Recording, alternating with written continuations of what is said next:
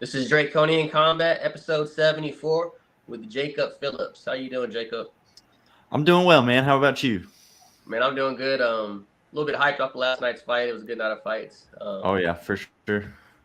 We welcome you on the show.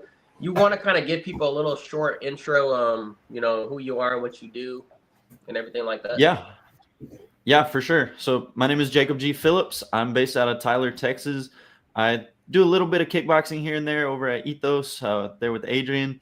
But my primary thing that I'm doing right now is photo and video. Video is my favorite.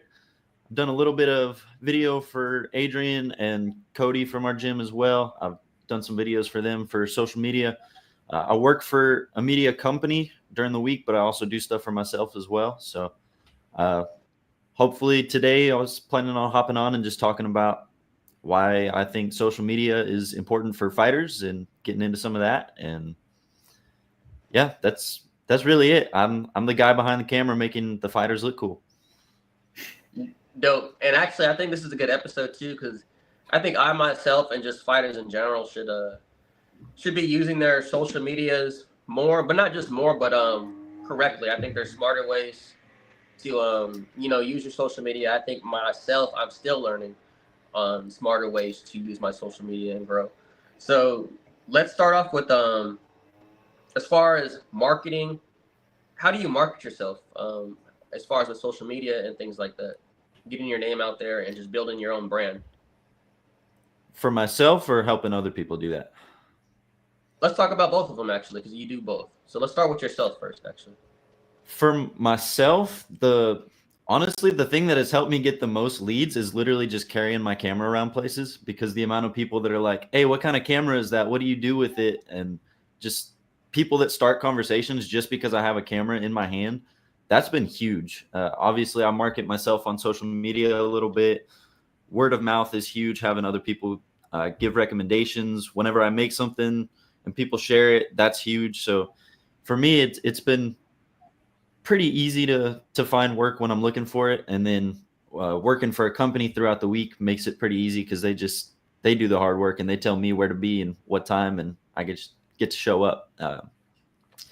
For helping other people grow on their social medias, I think the biggest thing, you'll hear this all the time, is quality plus consistency. Just putting stuff out there as much as you can without, losing quality as you go. Because so many people focus in on one or the other. They're just they have incredible posts, but they're only posting once, twice a month. And so they're not getting any traction. Or they're posting several posts a day, but all of it's just like, nobody's watching it because it's not entertaining. It's low production quality. They just scroll on. So helping people find that balance between having good enough quality that people will watch it and engage with it, and doing that on a regular basis. Gotcha. As far as posts and just posting content, like me myself, I actually have a couple of questions to ask you. So when posting content, Yeah, I got you. when is the best time to post content? Should it be scheduled out like ahead of time at a certain time of the day? That makes more sense. And then two, if you're posting videos, what are the length of those videos as far as what you put out? How long should those be? Should they be within the 30-second? Are you pushing it if it's going past a minute? What's the golden point when posting videos to get them out there and get the feed, like you get what I mean, like the algorithm going and shit like that?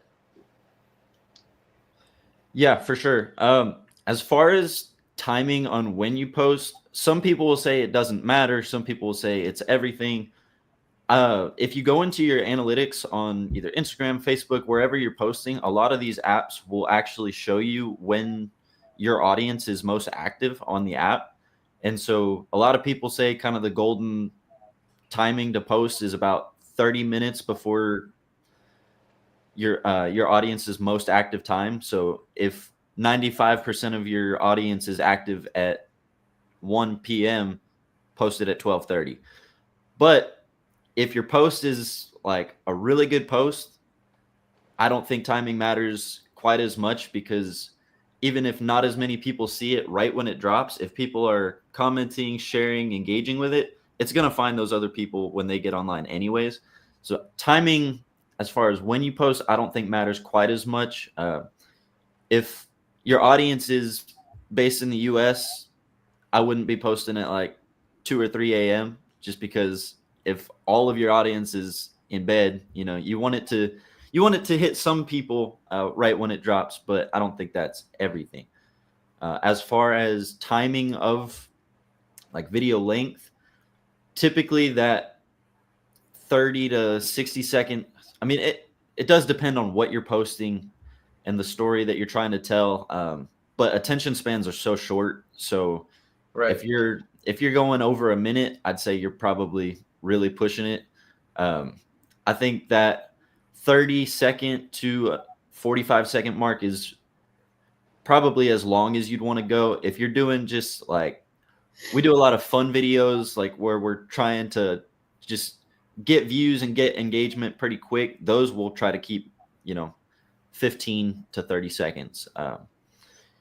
But the biggest thing is just the first 3 seconds. You want to capture the attention, because it's like, it doesn't matter if your video is 15 seconds or a minute if they scroll in the first 2 seconds. So making sure that Right. your first 3 seconds of whatever you're posting is something that will stop people from doing that scroll. That's the most important thing.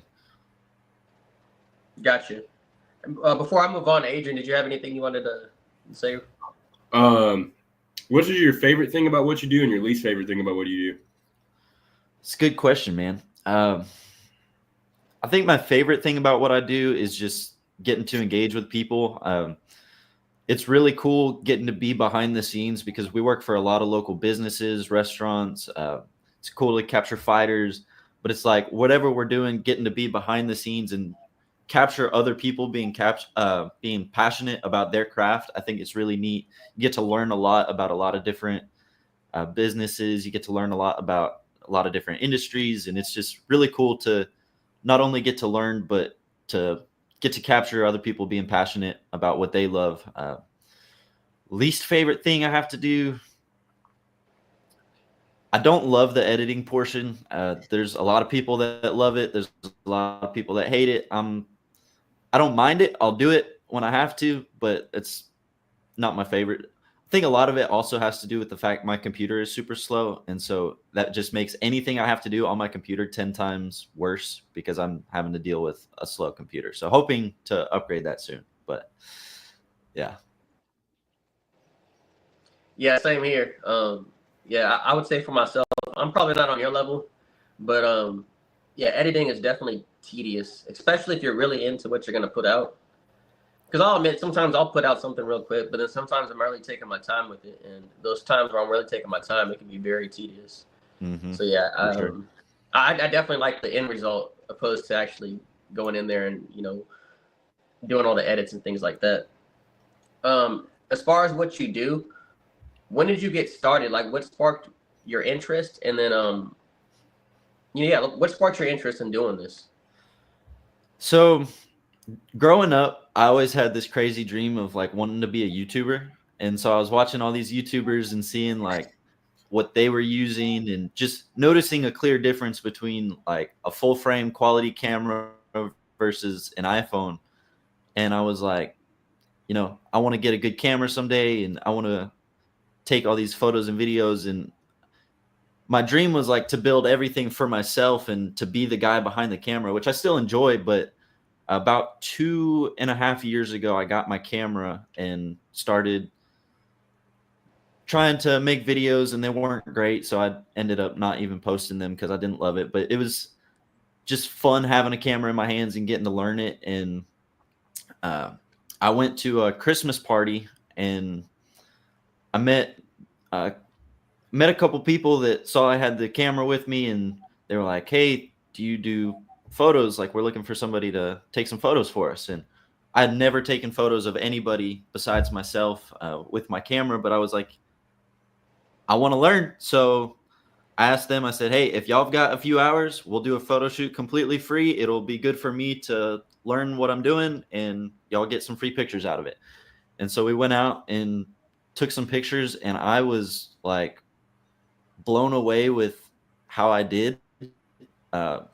because I see a lot of people that when they take pictures, because having an actual camera, it's a lot to learn. And if you don't have your settings exactly right, if you don't know how to frame up the shot, it can look pretty bad. And a lot of people, their first shoots don't look great. And when I got home and was editing up the photos, I was like, okay, you know what? I think I've got some potential here. And that kind of sparked my love for doing it for other people. And then kind of the same thing happened with video. Is somebody asked me to put a video together, and I said, I've never done it before. I'll do it for free. We'll see how it goes. And it turned out pretty decent. And I said, okay, I think I'm going to try to go all in on this. So. No, that's dope. I want to start getting into it more myself. So like I really like this episode. You know, I'm writing shit down. You know, I'm learning as I go too, and you know, we're gonna brush off knowledge and stuff like that. Yeah, all of my videos that you see posted on my IG that actually look professional. Excuse me, my phone rings.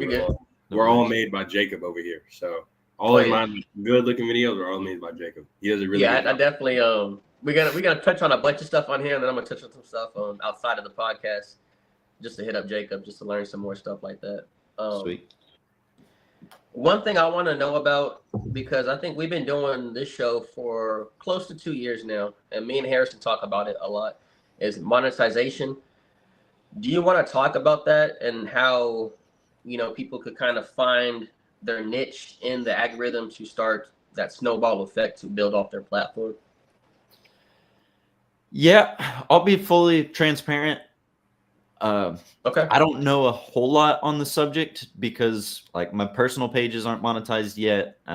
Right.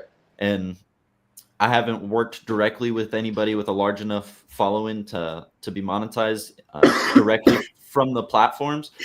So I can't speak to that a whole lot. What I can speak to is the other types of monetization that not a lot of people touch on, because everybody's talking about like ad revenue from YouTube or brand deals from Instagram. And it's like, those things are great if you can get there, but it's a very competitive field.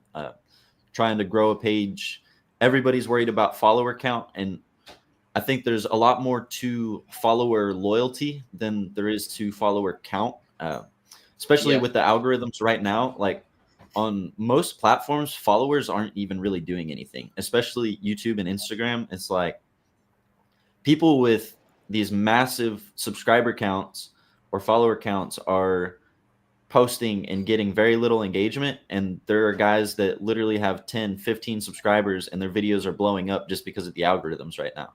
So focusing on just quality content. But the way to get monetized if you don't have that follower count to actually get monetized from the platforms themselves is just building a loyal following. You know, if you have 1,000 followers that will, you know, follow you into war, you know, they'll buy whatever merch you're willing to put out. If you put out like Adrian, you're a fighter, if you did like an online coaching course, if you can build a following in your niche that people will like be loyal, they'll follow you, win or lose.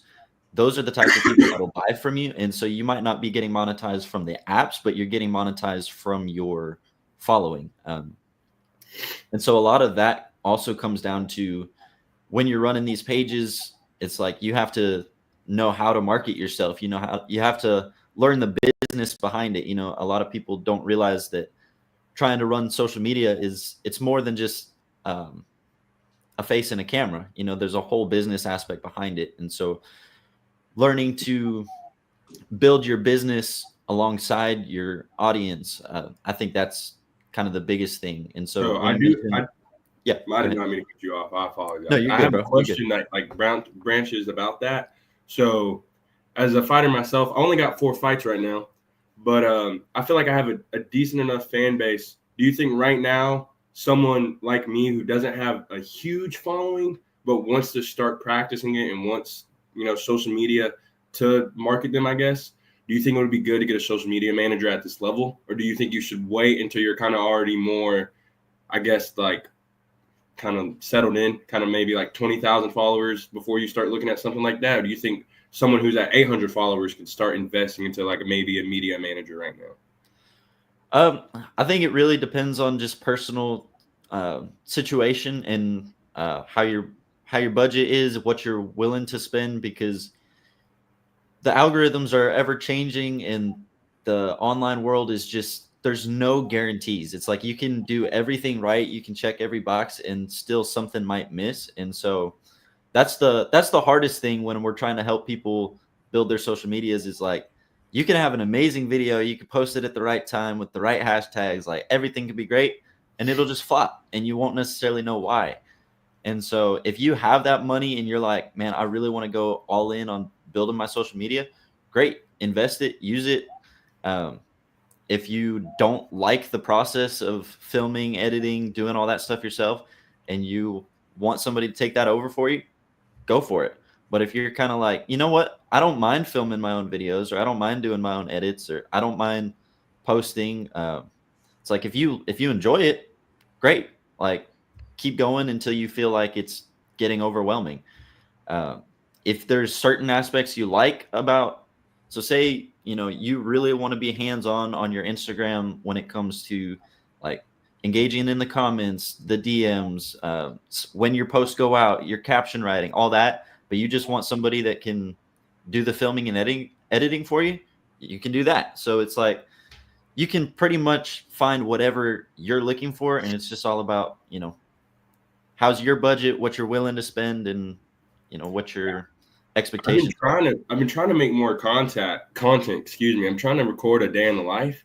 But it's like, dude, once I get to like nighttime, or like I guess like after ethos, it's just like my drive of like, okay, now I gotta put my phone outside of this door, walk into my house, then walk right back out of my house again, grab my phone, then walk back in my house. It was like 9:30, bro. It's just like, okay, I'm a little drained. Like I had everything from the morning until right after training. It's just like, I don't know if like I even feel like putting this all together to edit. Yeah, it's a lot, man. It's a lot. I get it. So you're saying you're trying to do like a vlog almost, Adrian? Yeah, I was trying to do like a short little like it was about to be like 40-second little day in the life, and it was gonna actually be on TikTok because my Instagram, I do actually like I don't have too many. A lot of my newer followers, because you got to think like my IG, like the base of my IG page was like a bunch of like high school people I grew up with who were watching me hoop. Yep. Not everybody is like into fighting.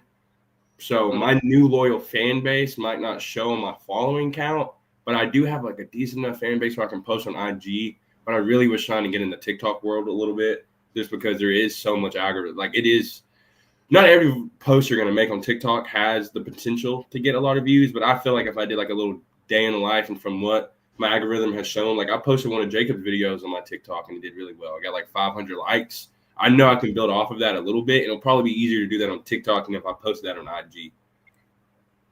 Okay, so here's my question, because I've been kind of back and forth with TikTok. If you haven't noticed, we have a TikTok. At first, I had started posting like the actual clips of our podcast, and then I just flipped it just to posting highlights of fighters because it got more views and stuff like that.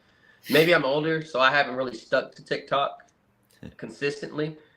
But you guys want to talk about the importance of TikTok, because I hear it a lot. I'm older, so I really don't mess with TikTok like that. But I also feel like I probably myself can do a lot more using TikTok.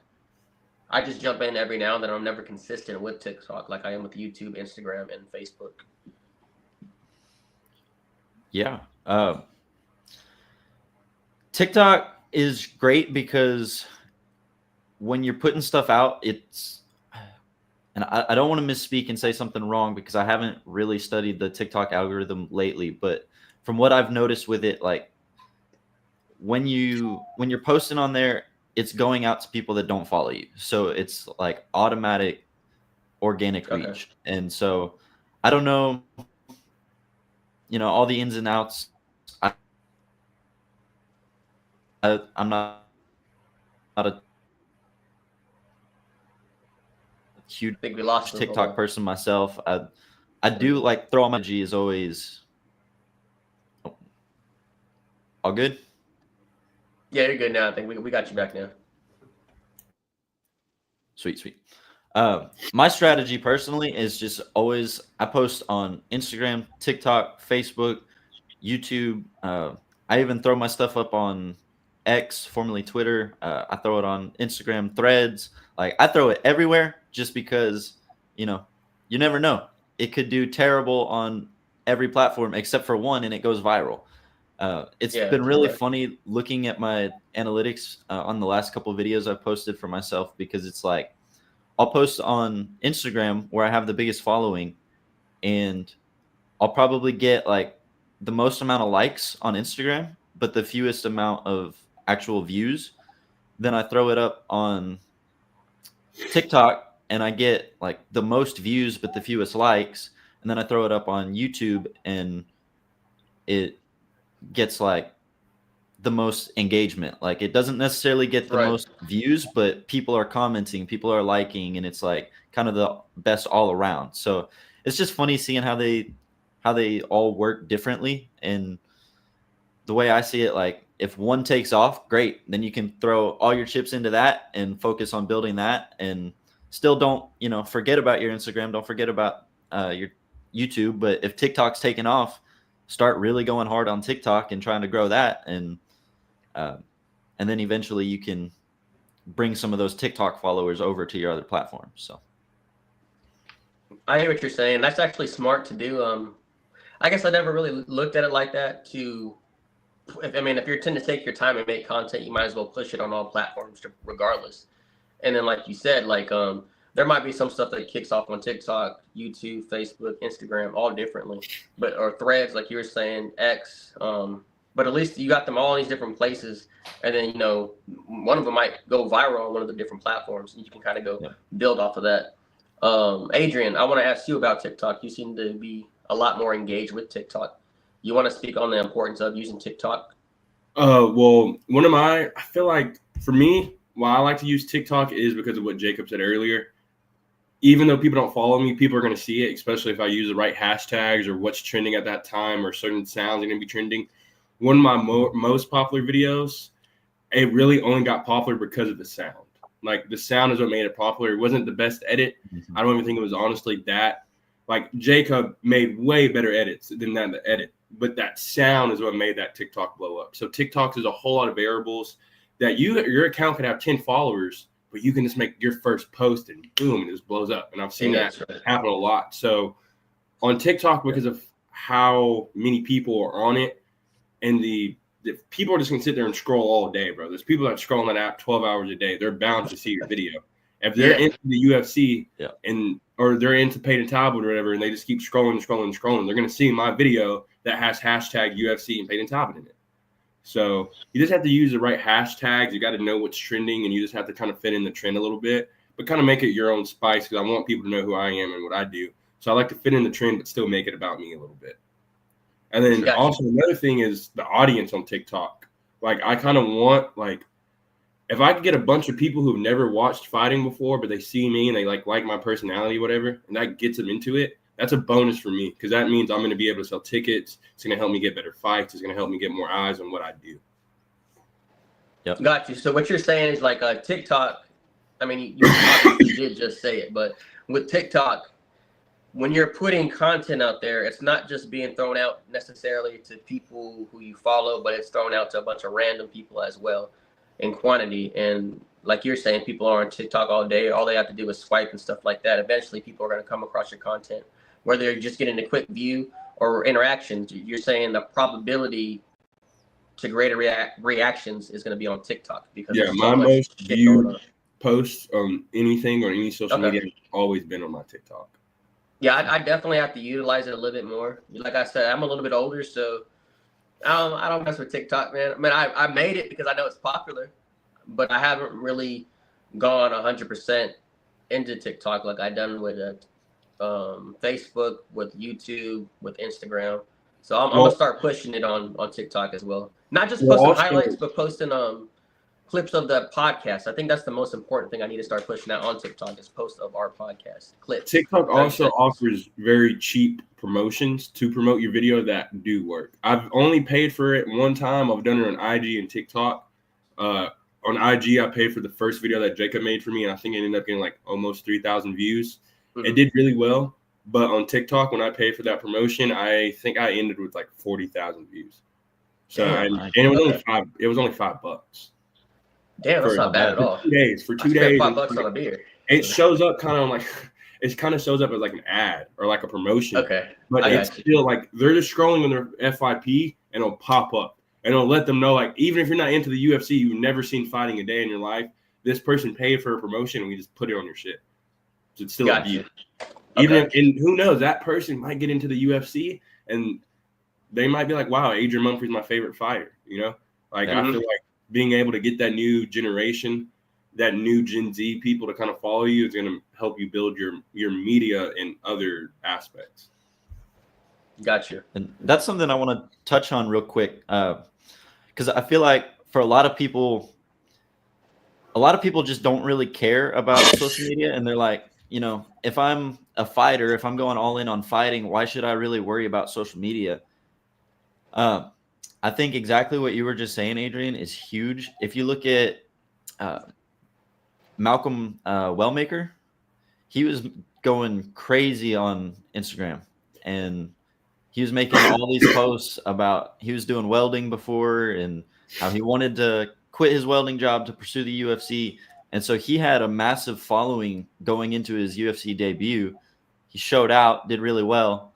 And so now this guy's like living. He went from 20,000. I followed him right after the Dana White Contender Series. He had 27K because they posted on ESPN MMA, and that knockout kind of went a little viral.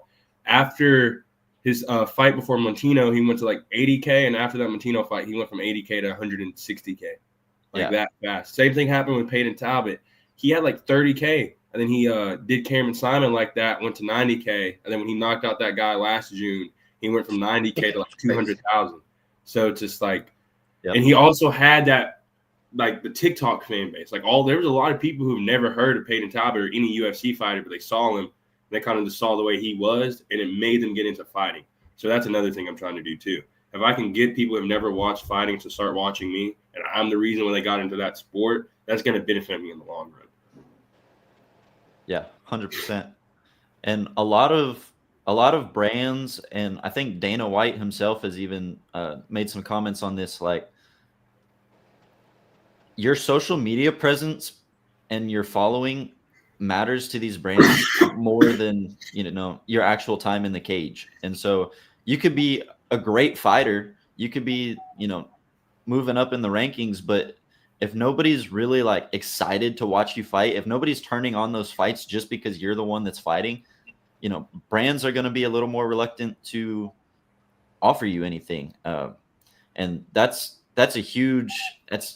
like we were talking about monetization earlier. If you can get those brand deals and you can learn how to negotiate some of that, that's where a lot of money can come from, especially for athletes. I mean, that can be huge. But, you know, if you can have a great personality, but if nobody knows who you are, if nobody's watching, you know, your ESPN interviews and you have no social media, it's not gonna draw the right attention to you. And that's really all social media is just, it's attention. And that's why it works for the good guys and it works for the bad guys, because even if people hate you, if they're still turning on the fights because they want to see you get knocked out, still a fan. Mayweather. So Floyd Mayweather. Yep. Ian Hibbs. I'm sorry, I had to bring it up. That's hey, it. I'm just saying. Any promotion, a good promotion, or what is it? What do they say about like bad whatever? Oh, bad publicity is still good publicity, is what he said. Yeah. Before we move on to, because we definitely want to talk about last night's fight with you. That was a good night of fights. That was a good night. Oh, yeah. I'm glad I stayed up for that. But before we move on, I did have one more question. As far as like the structuring of your content, you know, me and Harrison talk about thumbnails and stuff like that. Can you touch on that? I don't know if you know about that. I'm assuming, I don't know if you do, but can you just touch on some stuff like that, like the importance of structuring your content correctly, and then also the importance of thumbnails? Yeah, for sure.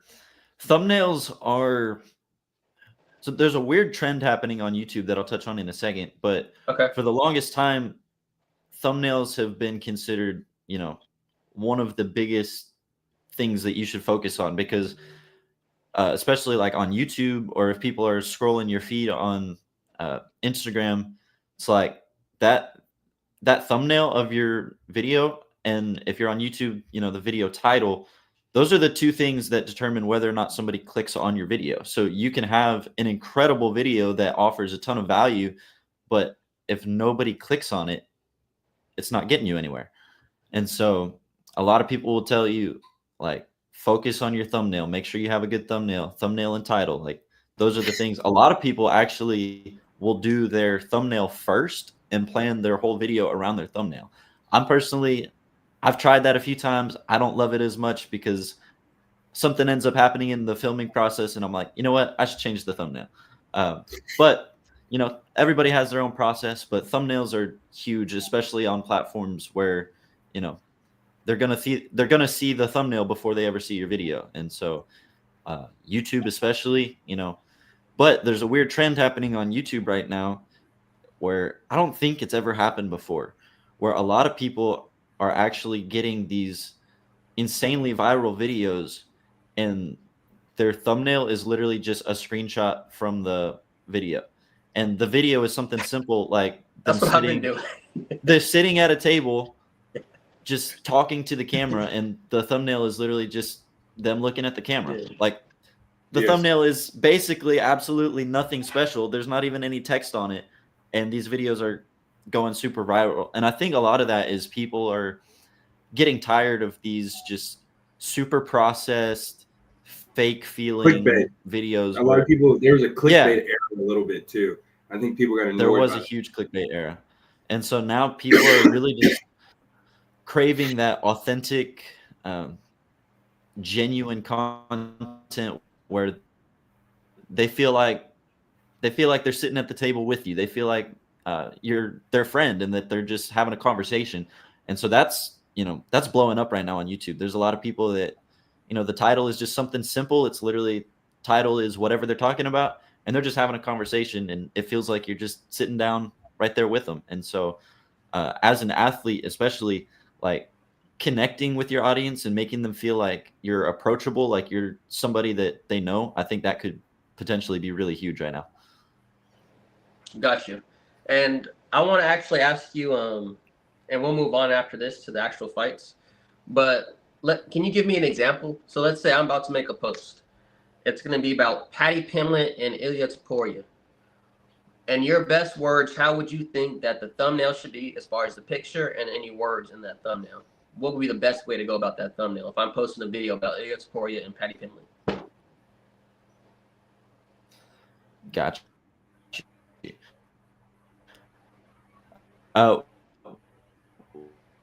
Would the video just be like you're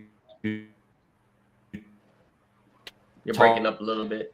Talking about them, or like how would you structure the video? All right, so let's say the structure in the video is me talking about them fighting next. So Ilia Topuria, first title defense, Paddy Pimblett. The discussion is us talking how the fight will go, the pros and cons with Paddy, the pros and cons with Ilia. Something along those lines. And I have a video, but now I'm looking for a thumbnail. What should that thumbnail be to get those clicks without necessarily using clickbait? Gotcha. So I'm not sure if you have to have a certain following count on YouTube to use this feature yet, or if anybody can do it. I'm pretty sure anybody can do it. But YouTube has a feature where you can test two different thumbnails. And so when it launches your video, it will throw half of the videos out to, or it'll throw the video out to an audience where half of them are getting one thumbnail and half of them are getting the other. And you can compare how they're doing. So what I would do is do one where you could either use a screenshot from last night's face-off, where you could find two pictures, one of Paddy, one of Ilia, put them on there with some text. Not entirely sure what you'd want to put as far as text goes, but you'd put like Paddy versus Ilia in big, bold letters, just something flashy, something that'll catch attention, something colorful, and then compare that with something a lot more simple where it's, you at your desk and no text, just you at your desk smiling at the camera, and it says, the title is just talking about Ilya versus Patty, and just see how they do and go from there. Because your audience might be the kind of people that are looking for that more authentic, more less processed, just you and the camera, or they might be the kind of people that they're looking for that flashiness. They're looking for something that'll pop, something that'll catch their attention. And so you can try different thumbnails, test things out, and see what works for you, because everybody's audience is different. For that's the biggest thing when people come to me and they're talking about either wanting social media content, wanting videos. It's like, I'll sit down and talk about, like, all right, what are you looking for? What are you trying to get out of it? Because everybody's audience is different. Everybody's goals are different. And so what are you trying to build? What are you trying to get out of it? And who are you trying to reach is a big thing. And so you can kind of build your posts around what you're trying to build. Because, for example, right now, my Instagram, I've been switching over. It used to be all about just me, my family. I was doing construction before I was ever doing this stuff. So I had some construction posts on there. And then I wanted to transition into, okay, I'm trying to build this brand around doing photo, doing video. And so I've just been posting a lot of my work on there, pictures that I've taken, videos, and stuff that doesn't necessarily have me in it. And right now, a lot of it's been flopping. Like, it's getting very few views, very few likes compared to my other content. And so I was doing a little bit of studying on the algorithms, like, okay, should I take those down? Are they hurting my reach? And ultimately what I was seeing was, like, if that's what you're trying to build, leave those posts up, because it might not be doing well now, but the people that are engaging with it, those are the people that, you want to build long-term. And so just keep doing what you're doing, get through that rough phase of, why is nothing working? All of these posts in the past were doing so well. Now I'm getting nowhere. And just focus on building the brand that you're trying to build, instead of, taking all that down just because it didn't do very well. Got you. Before we move on, Adrian, did you have anything to say? Not right now, no. I pretty All right, much for went sure. through most of it. We're going to move on to 317 now. So Let's do last it. night we had a great night of fights. I wasn't able to catch every single fight, but let's start off with Peyton Talbot. Wasn't able to catch that fight. I seen the highlights. Let's start off with that. Did y'all catch that fight? I know Adrian did. I watched that fight. I seen the highlights. Yeah. What do you see? And Peyton Talbot is 135. What do you see in his career? What's next? And do you see him in title contention at some point, whether it's the next 2 years? Is he that type of fighter? Not as much as I used to think. But Andre Lima is a pretty good test. And I think to bounce back after a loss like how he did, and as an underdog at that too, first time being an underdog, and he goes out there and sweeps him, I think that's really good. I think that's a good – what you want from a young prospect, especially to see how they bounce back from a loss like that, because a lot of times that one loss is what does it. But I don't think maybe in the next 2 years, but he's still young. So I feel like maybe in 3 or 4 years, depending on where the division's at, he could definitely be up there. He's tall, he's super forward, and he does have knockout power. He just hasn't been able to find that shot in the last couple of fights. Gets hit a lot. He just gets hit. Keeps that chin up. He didn't really get hit too much last time, but he still got hit. Yeah, he I definitely when I first seen him start off, I thought he was gonna, run through people, but he hit a speed bump, and he's still young. I think he definitely has a talent. Like you said, I think it's gonna be I can see him doing it in about 2 to 3 years, if he locks in and stays focused. But no, I like him. I like his style. And 135 is an interesting division. There's a lot of competition as he starts to move up in those rankings. People he can fight, exciting fights, because he's a striker. I could see him in I could see him and Bryce fighting at some point. I could see him and O'Malley fighting at some point. Realistically, like, I think those fights will happen. Maybe not. If Bryce wins his next fight or he loses, if Bryce, I don't know. It depends on what they want to do with Bryce. because he's fighting an unranked bantamweight. So it's like if he wins that that's fight, why that Peyton Talbot fight might be there. Yeah, it just depends about what they want to do with Peyton. Yeah, that's going to be I would like to see Peyton and Bryce. I just feel like I know I'm going to get a lot of hate for this, but I just don't. Dude, Bryce gets hit, bro. Peyton Talbot is sitting on those punches. Especially at 35, like who knows how that. I mean, I don't think that's a bad wake up for Bryce. Bryce, when I met him, he's a really good dude. I like Bryce. It's nothing against Bryce, but I'm a Peyton fan, and I think Peyton wins that fight. Especially if his takedown defense looked like it did last night. If Bryce starts settling and he starts reversing, he gets on top. Peyton has really good ground and pound. I feel like that won't be a good fight for Bryce. Yeah, I think. Well, I don't know. I don't want to count Bryce out.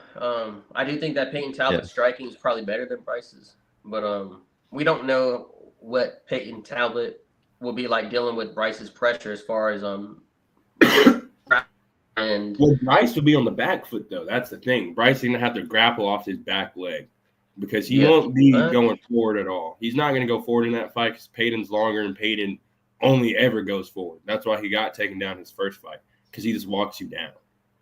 So it's just like maybe if he times Peyton just walking him down, but I don't know. Before I move on, Jacob, did you want to speak on Peyton Talbot? Not necessarily the fight last night, just him as an athlete in the division. He's a 135er. I think he's an exciting fighter, but I don't know if his skills up there with the top. But I think he has room to grow. So did you just want to speak on that? Yeah, Adrian, I'm going to disagree with you here a little bit. I'm not a Talbot fan, to be honest. I think it's just his personality. His personality just doesn't click with me. I was kind of rooting on his downfall last night, but it is what it is. I don't know if I'm just tripping or if it's just me, but like in the fight last night, it kind of seemed like both fighters didn't really seem to be swinging that hard on their punches. Like, I don't know. It felt like every punch that was landing was just a little tap, especially Lima. It really just didn't seem like he was putting much into his leg kicks were just kind of little taps. Like, I don't know. Maybe I'm tripping, but watching that fight last night, I was telling my brother, I'm like, is it just me or do they just not look like they're trying to hurt each other? And I don't know. It was a good fight. It was entertaining, but dude, I do actually kind of peep that a little bit. Peyton really, like, none of them kind of looked like they were throwing hard. Like, no way you throw a spinning wheel kick and he kicks. Like, it caught him right heel and didn't even wobble him. Like, he just threw it. It's not like he even tried to throw it to hurt him. I think he was just trying to throw stuff to look cool, to be honest. Yeah, I think what I said last night was like, it looks like they're just sparring. It doesn't look like they're trying to hurt each other. The ground and pound is the only time it looked like they were hitting each other. Yeah. So, but no, I mean, he's a talented guy. I think he could definitely go far. And, you know, it's the fight game. Anything could happen. He could go on a crazy losing streak, get knocked out, you know, or he could go on a crazy win streak, get the title. Like, who knows? But I think he's definitely got potential. He's got that personality that does seem to click with a lot of people. He's got a good fan base. So I think the kid could definitely go far if he stays focused. Yeah, I think he can too. But I think, like what Adrian was saying, I don't think it's going to be as rushed as we thought it was going to be. It might take, I think, 2 to 3 years just for him to build himself as an athlete, get those tough fights in, win or lose, and just get that experience under his belt. It just depends about if him and Frank Ocean break up, I guess. Hey, if they do, he's going to be making music again, so we're good. Yeah. Maybe if it makes Frank drop, it'd be okay. It's going to be interesting if they actually see him at a fight, though. That's going to be crazy. No, he was at a fight. Oh, he was? Oh, really? Yeah, but he lost. Oh, damn. Yeah, I'm telling you, bro. That's when everybody thought it was bad, bro. They were posting each other. He popped. Frank never goes out anywhere. So the fact that he went to a fight. Dang. Well, that's probably why he was mad that the reporter asked that question. Then. I saw that, bro. He's like, what type of question is that? Moving on now. All right, so we had Brandon Royval, number 1 ranked, versus Joshua Van, number 12 ranked. Joshua Van fought 3 weeks ago. This dude was on a roll. Steps in, fights Royval, and puts on an amazing performance, an exciting fight. Both of them were going back and forth. Even though Royval lost, you know, it was such a great fight. You know, everybody won. I think the fans won.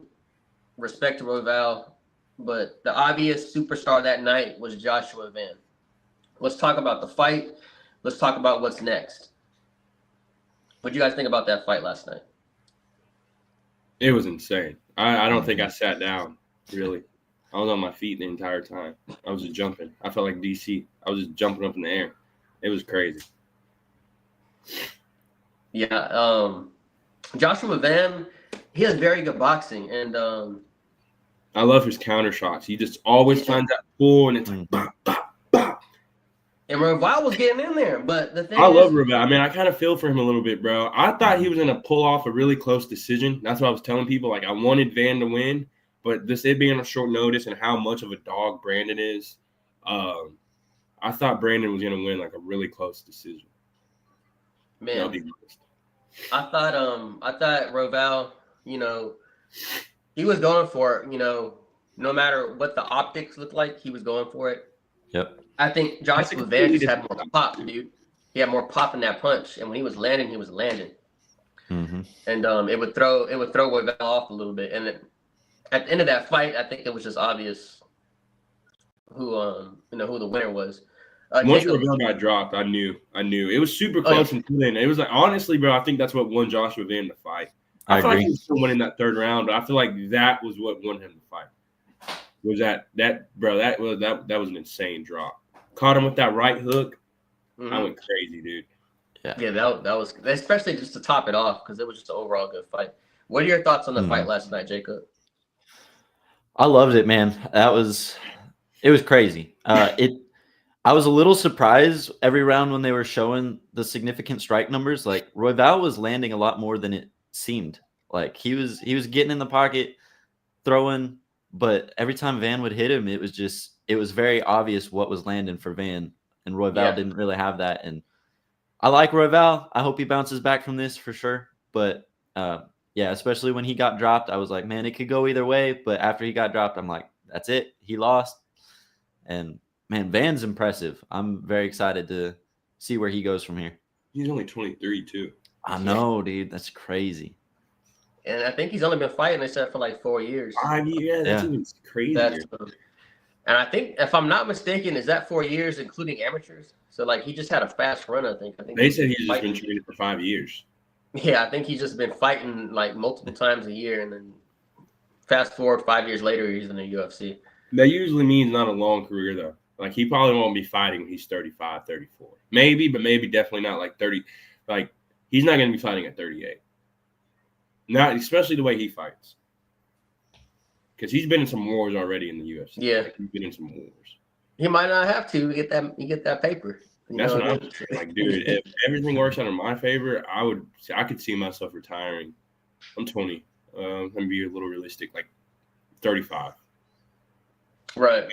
I mean, that's an ideal age too, because CTE and all that stuff plays a even if I'm still in my prime, like if I have money, like I don't have to like really worry. Like I'm not saying I need to be a multi-millionaire, but like I'm good.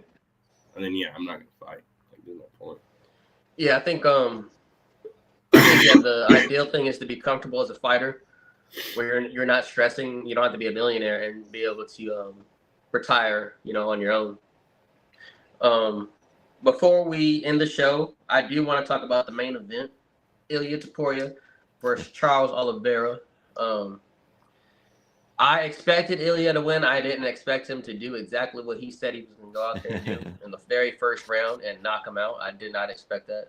I'm being honest. I thought it would have been maybe round 3, maybe round 4, But yeah, he went out there, knocked him out, man. Knocked Charles out. A bad knockout, if we're going to be honest. Respect to Charles. And he made a name for himself. He's a superstar now. He dominated 145, moved up, vacated the belt, 155, got the belt again, his very, very first fight. And now they're teasing Paddy Pimblett versus Ilia Topuria. I don't think that fight's next, though, to be honest, because Dana was bad. I want that fight to happen. I've been saying it since I got on the show that I think Ilia is what Conor wanted to be. I know, like, he'll never be another Conor. I don't think no one will reach Conor's popularity. But MMA-wise, Ilia might. Ilya's doing what Conor, like, Connor beat Aldo, and he had a couple of good wins. But once he got that second belt against Eddie, it was just like, you know what I mean? I don't see that happen to Ilya. Like, I could see But here's the Ilya thing, though. really being like the next GOAT. Here's the thing, though. I think Ilya's more focused. You're not going to see Conor McGregor throwing money in Ilya's face. What happened with McGregor is he had so much money, the desire for him to get up and train against these top athletes kind of diminished after making that bank with Floyd Mayweather. I think Ilya's going to be more tapped in. I think he's here for the long run and establishing his legacy in the 155 division. And by the point where he decides he wants to retire, I could see him possibly fighting at 170, at least one fight. So I think he's more serious than Conor. There's not a lot of these accusations. He's not clubbing. He's not snorting cocaine.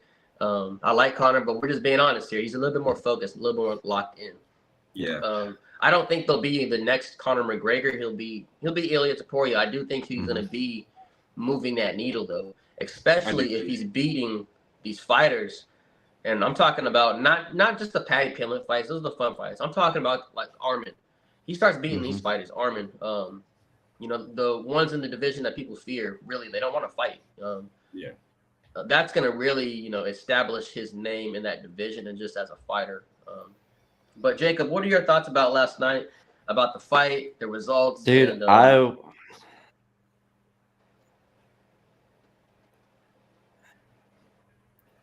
I was hyped. I'm not gonna lie. I hated Ilya when he knocked out Volk. I hated him even more when he knocked out Max, but I gained a lot of respect for him after those two. And ever since he went on the Joe Rogan podcast, I've been kind of a fanboy. I'm like, all right, this guy, he flipped me. That was a really good episode. I just really like his calm demeanor. Like he calls his shots, but he's not loud and in your face about it. He's just like, I'm going to knock you out. Yeah. Sorry. Has to be done. And that was just crazy, bro. Like, yeah. Like he literally told Charles, like, I'm sorry, it has to be you. Yeah, that was pretty cool. And I've been trolling people pretty hard leading up to this fight because I know Charles is like just an all-time fan favorite. And this is another fighter that like I don't dislike the guy, but I've just never really been much of a Charles fan. And so I agree. I'm like, all right, Max is one of my all-time favorites. And to see him, get knocked out by Ilya, I'm like, all right, now it's y'all's turn. So I've been in the comments just trolling people. Ilya's going to sleep your boy. Like, it's time. You're going to feel what I felt type stuff. And we were at Buffalo Wild Wings for the fights last night. And this one guy was so loud. And when Charles walked out, this guy was just being so obnoxious, like whistling super loudly. And he's on the other end of the bar and he's just being so annoying. And I literally... I told my brother's a big Charles fan. I said, here's what's going to happen. Ilya's going to knock him out in the first round, and I am going to be extremely loud.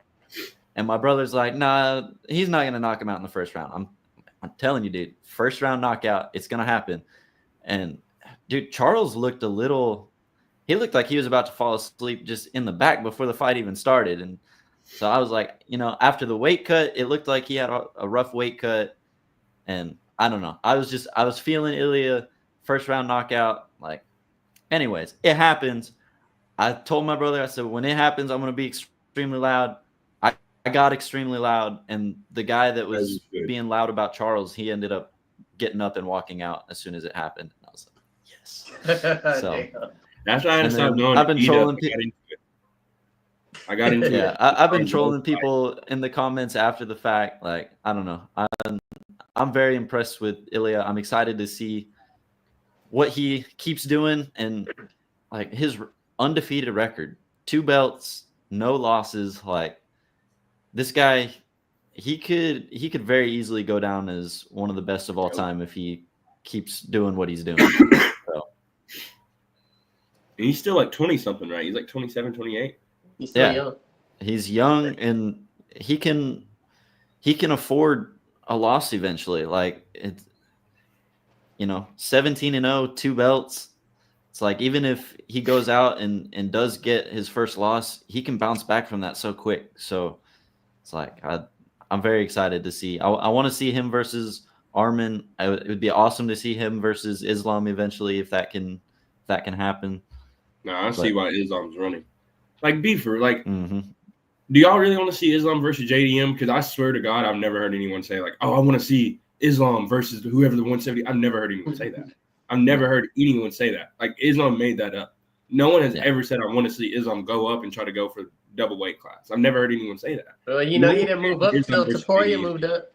Mm-hmm. Yeah, but that was to fight Islam, and Islam ran away. Like right when Ilya said, "I'm going to 55," Islam magically. Whoever wins out of JDM and Bilal, I think I want to fight. Like, come on now. Like, be for real. Like, if JDM wins now, you want to move up weight class? No, you're running.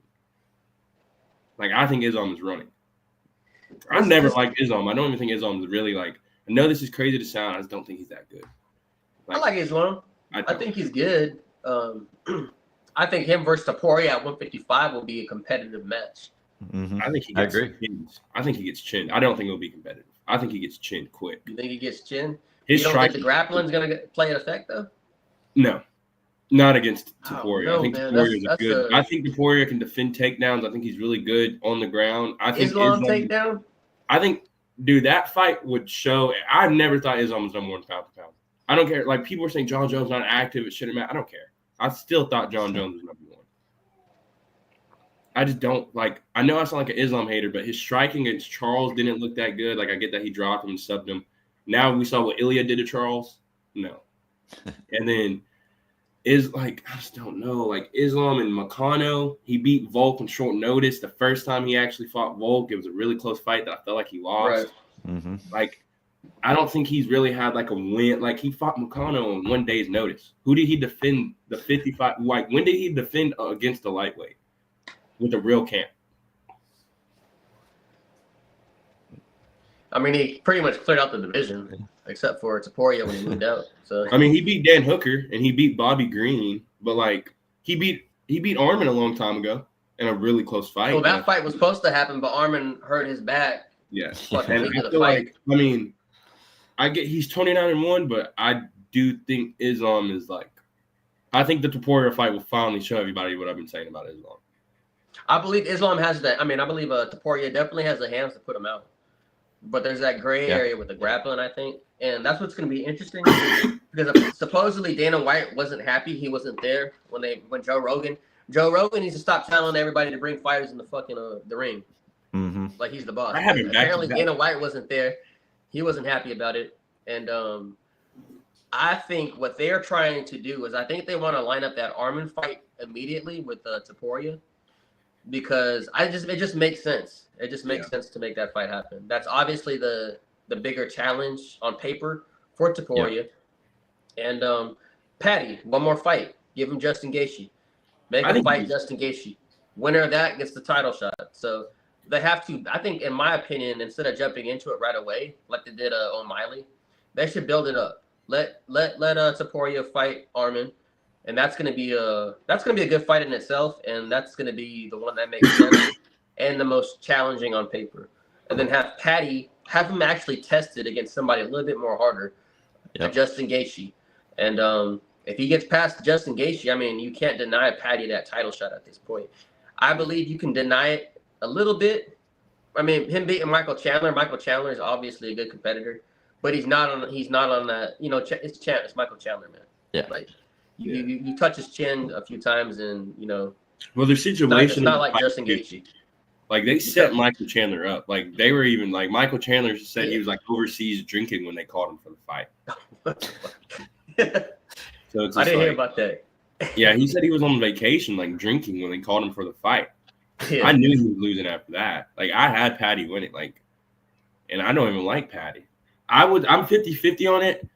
Because, I mean, you don't know. Like, if Ilya loses to Armin, then you lose that money fight. No one cares. I mean, Armin and that's Patty how you build. That's how you build superstars. Yeah. That's how they build Armin and Patty are going to sell, but they won't sell like Ilya versus Patty. But maybe what you could do is Ilya versus Armin as the main, and then Patty versus Justin as the co-main. That's a good idea. That'd be fun.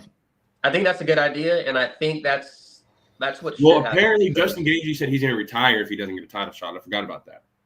So I mean, maybe if you really want, let's just do Ilya because I think Justin. Don't get Patty Arman. Nobody wants to see that, man. I want to see Patty fight for the title. Would actually be a good fight. I was even about to say that. It would, but damn, man, don't give him Arman so fast. That would be a really good fight. But Arman kind of deserves that title shot though, because he just made fit like he never missed weight. I don't know why Dana White was on his ass about that. He never missed weight. He got an injury.